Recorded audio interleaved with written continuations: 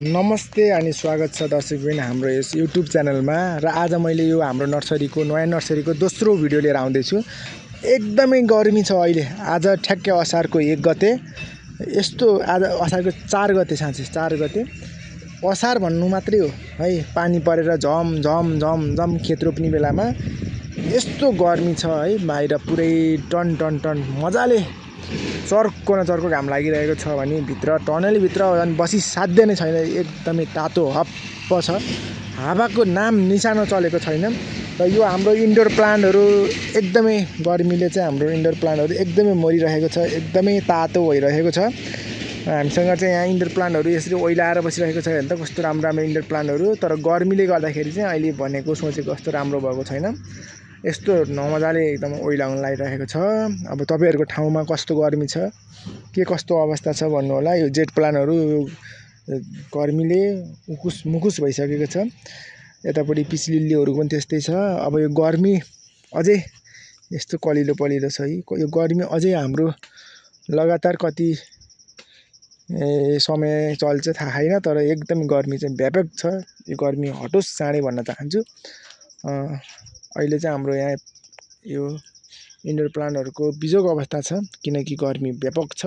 अनि व्यापक गर्मी भएपछि अवस्था चाहिँ नाजुक नै हुन्छ। यतापट्टिबाट ठिकै छ, त्यहाँ नर्सरीको लागि त्यस्तो छ। यहाँ यस्तो छ, गर्मीले गर्दाखेरि एकदम व्यापक छ। कहाँबाट हेर्दै हुनुहुन्छ, तपाईको कुन ठाउँमा कस्तो गर्मी छ कमेन्ट गर्नु होला। गर्मीमा हुने फुलहरूको त हालत यस्तो छ है, जाडोमा हुने फुलहरूको झन् कस्तो होला, इन्डोर प्लान्ट कस्तो होला, यस्तो छ गर्मीको प्लान्टहरू। अब पानी नहाली हुँदैन। यस गर्मीमा फुल्ने फुलहरूको अवस्था यस्तो छ साथीहरू। पानी अब हाल्न पर्यो, पानी नहाली हुँदैन। फलफुलहरूको प्लान्टहरू पनि एकदमै पात ओइलाइसकेको छ। यस्तो गर्मीमा अब कुरै छोडौँ, अब यो गर्मी कहिलेसम्म लम्बिन्छ है। म्याउको अवस्था त्यस्तो छ, यतापट्टि यस्तो छ त्यस्तो छ। अब तपाईहरुले हाम्रो नर्सरीमा हेर्दै हुनुहुन्छ होला कस्तो गर्मी छ भन्ने कुरा। सबै फुलहरू ओइलिसकेको छ, इन्फेक्सनको हरिबिजोग छ यहाँ।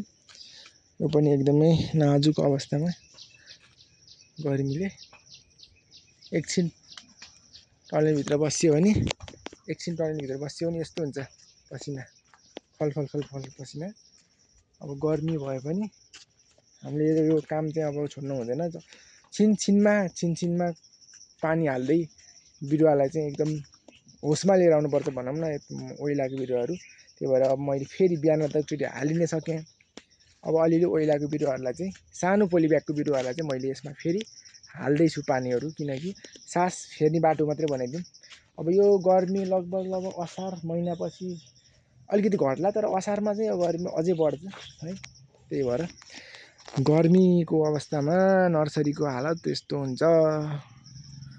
ल हेर्नुहोस् त कति गर्मी छ। इन्डोर प्लान्ट सबसे मारमा भनेको सानो पोलिब्यागको र इन्डोर प्लान्टलाई चाहिँ हुन्छ है।